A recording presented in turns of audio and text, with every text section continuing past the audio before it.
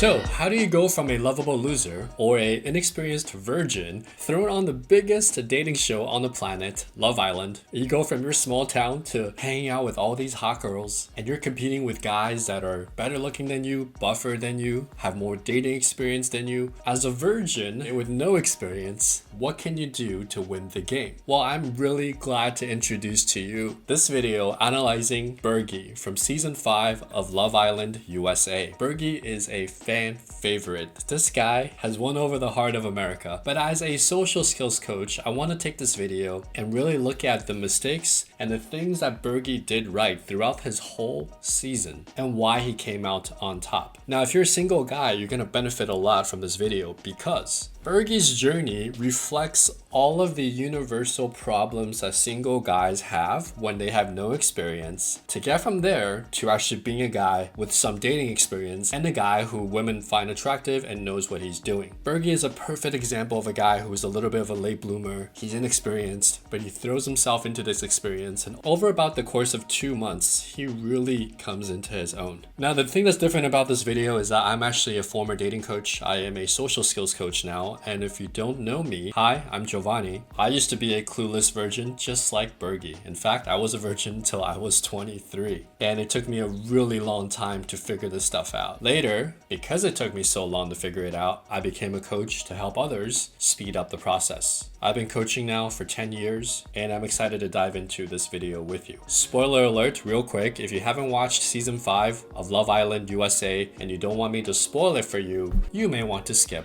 this video. I'm gonna be fully shaved, head to toe. I'm gonna make sure I have my whole body lathered in coconut oil. What the hell? I feel sexy. I feel like myself. A lot of people think that I look like Jason Momoa. When I do like the eyebrow thing like that, like...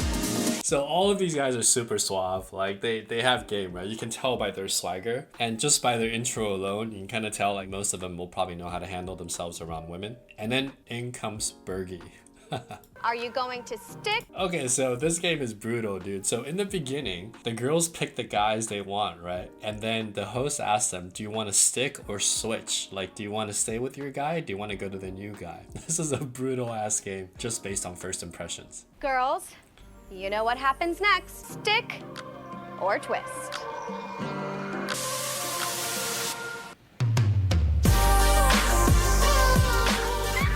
Okay, so it's under these crazy, harsh circumstances that the fourth guy, Bergie, walks into the show. And here's his intro. There is only one more boy to come. Wait a minute. Please welcome Bergie. Wait for it. Let's go! This is crazy. Can I just take a second to take this on? It's okay, take your time, babe. Holy crap. All right, let's do it. I'm Karsten Bergerson. My friends call me Bergie. I'm 23 years old. I'm from Madison, South Dakota, and I'm a Dairy Queen general manager. I love how when he walked in, he took a moment and he was like, whoa, this is crazy that I'm here, you know? And there's something very sweet about that genuineness, like Big Kid in the City, where it's like, wow, I never thought I'd be here. And it sub-communicates this level of gratefulness that you have for life. And I think it makes people want to automatically kind of be endearing to you and to take your side. And this is something that Bergie does that's natural to him. Like, I don't think he's faking it. I don't think it's a technique. He just naturally has that. But when you don't, one way you can nurture that aspect of yourself is to just be grateful for everything. Hey, I'm so happy I'm here for this interview. I'm so happy that we're all together. And people start appreciating you because you appreciate their presence as well.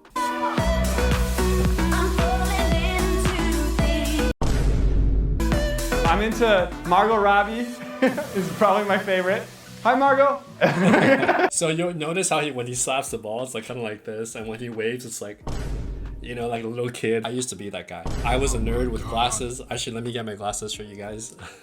A few moments later. Hey, so are we studying for biology class now? Hey, you guys want to order some pizza? We can go to the library and like stay till like 11 p.m. when it closes. Oh, hell no! That was me, like straight up, like even as a senior in college. Okay, so I get it. I was a 23-year-old clueless virgin, just like Bergie. Your mannerisms and your movements, they're gonna be a little like choppy. And don't worry if that's you, because as you gain experience around women, you're gonna naturally become more dominant as part of that evolution. Okay, so right now, if you're like a little bit jerky, I had a student who was like an engineer and he was like trying to dance at the club with this girl that came out to see him, and he was kind of like, and it looked bad, but it's okay because he's learning, right? It's part of the experience. Girlfriend in the past, I've dated a girl and I popped the question, hey, do you want to be my girlfriend? And I got denied. Now, every other guy during this like intro interview, right? It's like, oh yeah, I got the mommy. I speak Spanish. You know, I got girls all around. Like, what's up? Bergie's like, yeah, I got rejected every time. You know, I don't have any experience. Now, the way you say that is really important, right? The way he's saying it is so endearing because number one, it's true. And number two, like, he's not afraid to be himself. And I think that's the difference. When I used to say, I'd be like, you know, I've never kissed a girl. I like kind of don't want to anyway because I'd rather play like Warcraft 3. What? Screw you guys, I'm going home. And when I had that attitude, of course, nobody wanted to hang out with me, right? It's okay to admit where you are if you're positive about it. You put a positive spin on it and you just tell people like, look, I want to get experience. I want to learn. I know I'm behind, but I fully embrace it. And that's the key to this beginner's vibe that you have where people actually want to help you and root for you rather than make fun of you or bully you. I'm a total family guy. I look up to my grandparents' marriage. They've been married for 54 years, and that's something I would like to carry on. I don't think there's ever been an American dating show with this type of intro where Bergie's like, my grandparents raised me. I look up to my grandparents. I want to meet someone just like that and spend the rest of my life with them. Too hot to handle, like Love is Blind, like none of these guys are saying this except him. My mom passed away when I was 4, and then when I was 18, my grandma gave me these letters that my mom wrote to me. Wait for it. And that really inspired me to write to my future wife.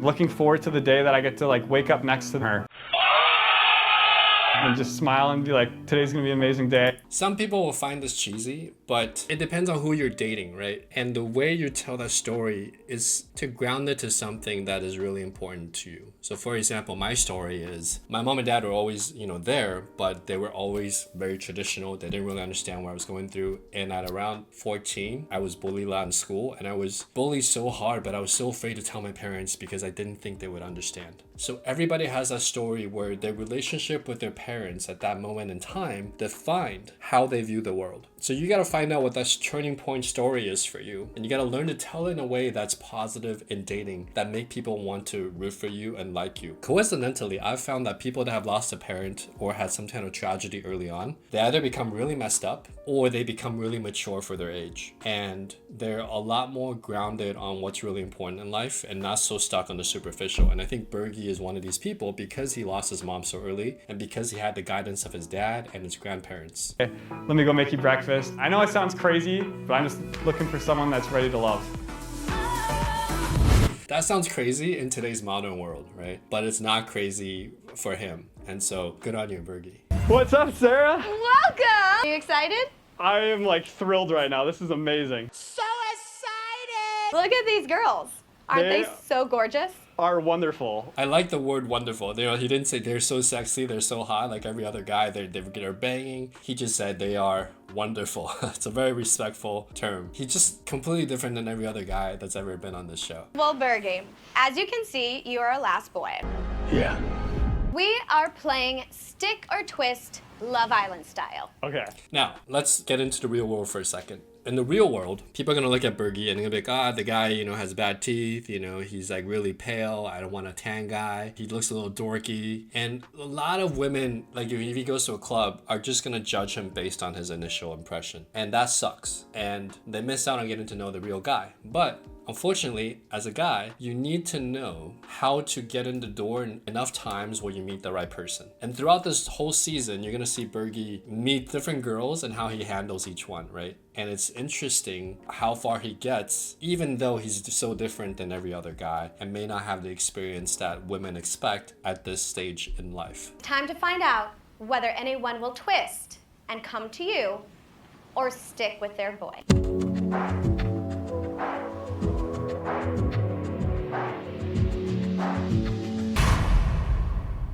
So Bergie's got a good, like a Superman stance like this. The problem is his face, he's looking like right? So the nonverbal is what he's telling girls is like, hey, I'm like kind of nervous, like, would you pick me? And it is a difficult spot to be in, to be fair. But all the other guys, if you look at their nonverbals, they're very dominant, right? They're tan, they're like very chiseled, they have more masculine energy. And in the beginning, most girls would gravitate towards masculine energy until they realize the guy's an a-hole or, you know, whatever. They want the masculine energy and the guy who is also wants to be a husband and stable, but that's rare. So they gravitate towards sexually what's most masculine. The same way we gravitate towards what's most feminine.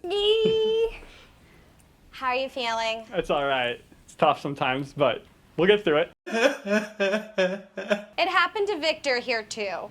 Genuine looking for the right person. So Bergie gets paired up with this girl Anna, and they have this initial conversation, and watch how it goes. I've never had a girlfriend. You never had a girlfriend? Yeah. I was just focused on school and work.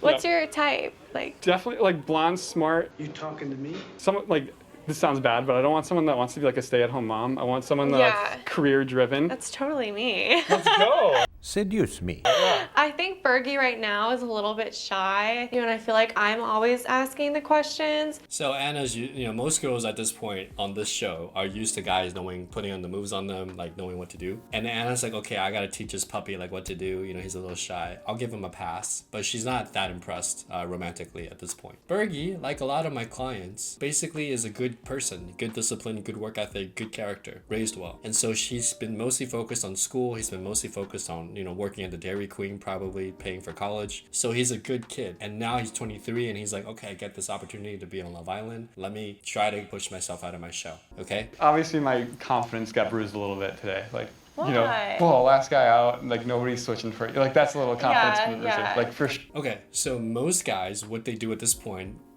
it's called bravado. Oh yeah, don't worry, you know, I was last one here, and they make excuses. They're like, oh, you know, last one always happens. Or these girls don't know what they're talking about. They put other people down because they feel rejected. Bergie didn't do any of that. He just said, yeah, you know, I actually feel like it's kind of hard because nobody picked me. He's very honest with his feelings. I almost didn't get picked as well, you know. True. But I'm not gonna let it like. I guess we're in the same boat. Yeah. I didn't even realize. So that's called vulnerability. When you're vulnerable, Anna's like, hey, I almost didn't get picked also. And because you shared your vulnerability first, you give other people permission to share what their fears with you as well. I'm struggling a little bit only because I'm like super used to like outgoing, like almost like crazy personalities. Seduce me. I'm normally the outgoing, goofy, geeky guy. Yeah, And like now I want. Anna is saying I'm more used to more guys who know what they're doing and a little bit more out there. And Bergie's trying to say, well, I'm usually pretty goofy. But what Anna's really looking for is a more masculine guy who knows what he's doing sexually and emotionally. I want to see your fun side of you. Yeah, because I'm struggling to see that right now.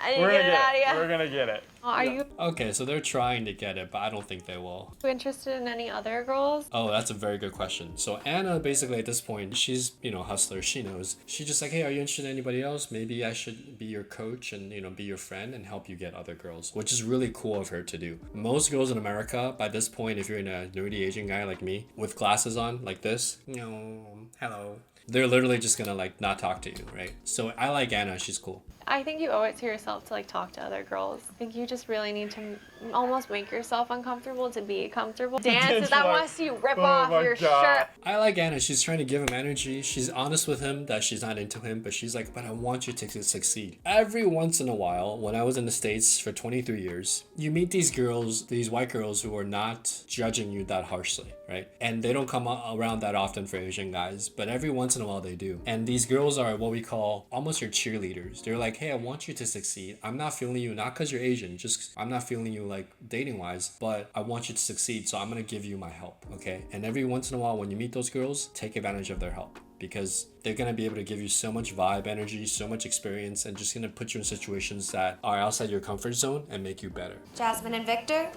who are you voting as least compatible?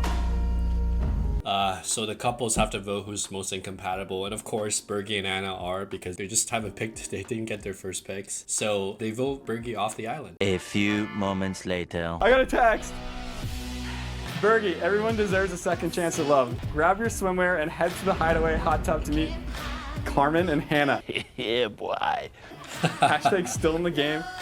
Hashtag throuple.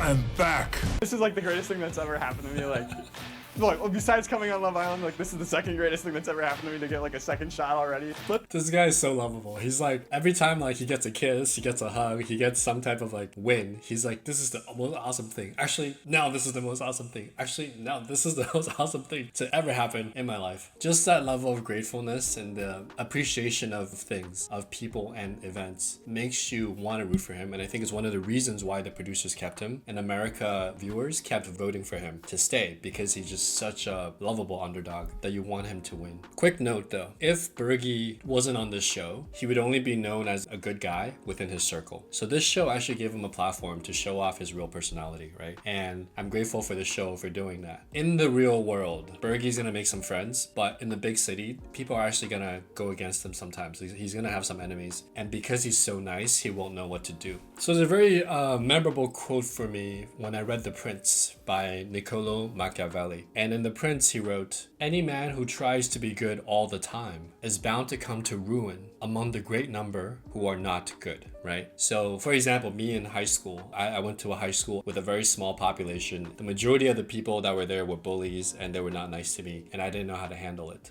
Some of you might be in a workplace situation or school situation where the majority of people in your social circle are not good people, especially in a toxic workplace.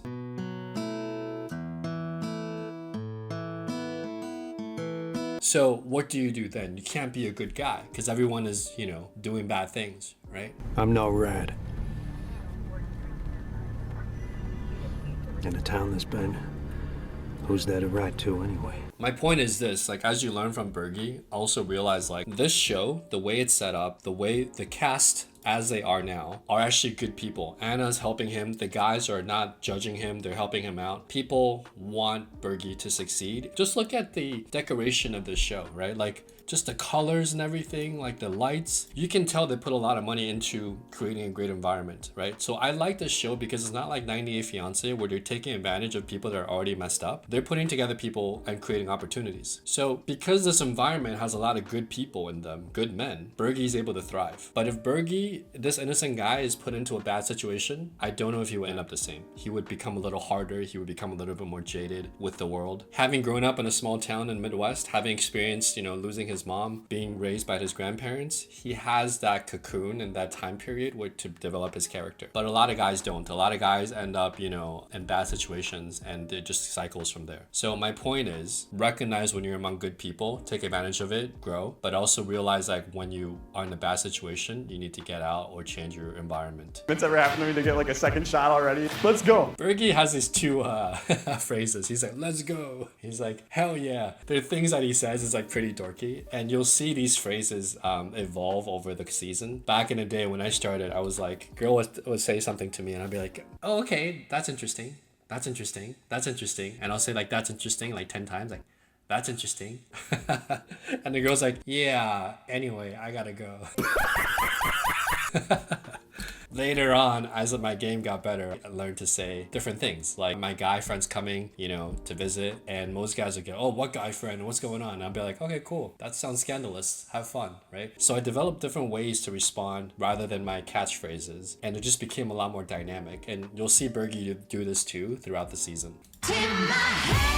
I'm looking for a man that's fit, confident, funny, and obsessed with me. I'm coming. I'm here to turn heads, get my man, and step on toes if I need to. Carmen, what she just said is the typical white girl. I want a man who's obsessed with me. I'm not afraid to step on toes. It's pretty funny, actually. I know a lot of girls like her in the States. I'm looking for my person. I am not looking for a good time. I am looking for love. Okay, this girl is a lot more on Bergie's frequency. Even though physically Harmon might be hotter, she's I'm looking for my person. Translation, I'm serious about dating. He's so happy. He's like a kid in a candy store. I am feeling amazing. I can't believe how the day has turned. I am back from the dead. Hello guys, I'm back. Total lucky day. This is just one of those things where nice guys never finish last. But now, yeah, I'm thinking I'm back. Nice guys come back and they win the day. There is something to be said about faith in the sense that if I continue being this way, the world's going to reward me. And you don't know if the world will reward you, but there's something to be said about keeping that faith, right? Like the way I go about my business. I'm going to believe that if I pursue something that I'm passionate about, that eventually I'll be rewarded for it. It takes a certain level of faith to do that, especially when you're young. As you get older, you're going to realize you need faith and you need to know the practical aspects of, being realistic about things. But there's a very fine balance between faith, being inspired and going after something bigger than yourself, and being practical about everyday needs. And different phases of your life require different practicality metrics. Better to be inspired and faithful when you're younger because you can fall down and get back up again. But if you fall down over and over again, if you're a 40, 45-year-old virgin, then it just gets harder and harder because your belief systems are way more solidified and harder to move and change. My name is Karsten Bergerson, but everybody calls me Bergie. Bergie. So, Okay. my nickname is Bergie. I like this. This is cute. So have you ever been on a date like with a girl in like a hot tub or like with two girls? No, this is the craziest date of my life. No. The number of times Bergie said, this is the craziest day of my life. This is the best thing that's ever happened to me in my life. He probably says this like 10 times throughout the season. Just such a lovable, cool guy. About commitment, and then I meet you and you're like about that right away. Like I prefer blondes. Shit. Okay. I'm flying right now. This was meant to be. I'm flying right now. He's coming up with new catchphrases rather than this is so cool. It's like I'm flying. I'm on cloud 9 right now. I've never had a girlfriend. Okay. Not gonna lie. If, like, I'm looking for my wife, baby. That's why I'm here. I'm so used to talking to men that like run in the opposite direction as soon as you talk about commitment, and then I meet you and you're like about that right away. Like you're. So obviously it's a first impression and Carmen wants to make a good impression, but the reality of most of these blonde girls, I know I'm stereotyping a bit, bear with me because I have a lot of experience here, guys. The problem with most young 20-something American girls is that they want two different things. They want the guy who's hot, masculine, just sexy, that will in bed. They also want the commitment of the guy, the loyalty, the stability. So there's this conflict in women where they want adventure, sexy, mystery, unpredictability, but they also want certainty, emotional stability, being there for me, not cheating on me. This duality is what makes life interesting. As Tony Robbins would say, the quality of your life can be determined by the level of uncertainty you can comfortably live with. Now for Bergie, he wants high certainty. He wants a wife, he wants to be with her, he wants to grow with her. Now for Carmen, what I'm getting from her is that she wants that stability, but she wants it with a hot, masculine guy. Girls that get to know Bergie over time, they're gonna be like, this guy gives me security, he's safe, he's honest, I trust him. And that might be enough for some. But for most women, they want that and a little bit of the adventure, okay? It's the same way for us guys too, to be honest. Like, I'm not like gender bashing here. We want the sexy girl who's a little bit dirty in bed, who looks at us with that crazy look in her eye, who's, unpredictable. But we also want the wifey who cooks really well, who like takes care of us, who like doesn't cheat on us, right? We both want that. And so when you're dating, it's really important to get your dating skills up to a point where you can be yourself and honest, but you can trigger the side of attraction, that unpredictability, masculinity, that draw, and the side that Bergie has a lot of, which is like comfort, reliability, trustworthiness. And when you have both of those, you're not a nice guy anymore. You're just a good guy with a little bit of an edge. And that drives most women crazy, okay? It's very hard to find a guy like that these days. Most modern dating coaches are just telling guys to be players. And a lot of these guys on the show, as you'll see, become players. Like they just are not faithful, not true to their word. And the girls recognize that and they end up kicking them out of the house, right? And that's one of the reasons why Bergie stayed the whole season, because the girls feel like they can trust him. I have never slept in a bed with another girl. I should probably say that. Okay. So, this is my First time. They're like, oh, that's so cute. Yeah, it is cute up to a point. But if you're like a 40-year-old virgin, you're like, I've never slept with a girl before. I hope you think I'm cute. And the girl will be like, get out of here, loser. Like, you're 40. Like, the hell? Oh, knew it. That makes so much sense, man. Look, he's a virgin. Wait, you guys are hilarious. All right. Come on, don't be mean. I'm not being mean. I'm trying to help the partner out. I'm trying to say I want to get you laid, dude. So it's cute up to a certain point. But yeah. throuple. There Cheers we go. to throuple. Cheers. Honestly, at this point, I think all my nerves have left my body because the worst has already happened. Bergie thought he was going home. He was eliminated. So now he's like, it can only go up from here, right? Sometimes it happens too when I take clients out and they're like so scared of approaching women. And I just like, hey, watch this. And I go and I throw like a blowout opener. And a blowout opener is something that I know I'll get rejected. I'll be like, hey, nice shoes. Want to go home with me? And you'll be surprised. Sometimes you go be like, huh? What's your name?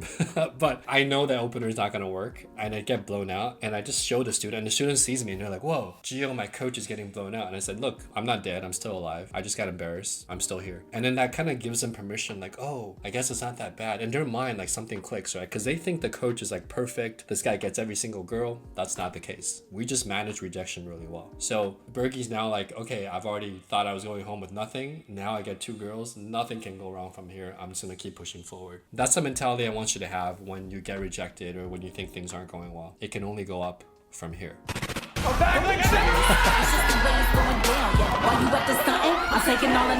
That's funny. When you vibe, you don't know her name. Yeah, I know. Carmelina? No, it's Is it Carmela? Because the space they created is so big and there's a lot of downtime, it looks like, from filming, the guys have a good rapport with each other, right? As opposed to another show like Too Hot to Handle where they feel it's very competitive, right? They're stealing girls left and right, and there's like a $250,000 prize, which is a much bigger prize than $100,000 for Love Island. So the guys develop this camaraderie, and not every show has that. And I love watching shows that have this because it shows you, like, on this journey to get the girl, one of the most rewarding things is the brothers that you make on this journey. Because even when I was like a total newbie and I got rejected all the time, I remember like this guy let me sleep on his couch. You know, I was in a different city, you know, training. I just met so many cool guys that were on the same journey as me, you know? They were like, yeah, I do feel like this is a skill. We can get better at this. I want to, you know, not settle for my future wife. I want to go out there and learn everything I can. And that is really inspiring when you're around guys like that. A lot of these guys are married now with kids, but over those years from like 26 to 30, when I was training,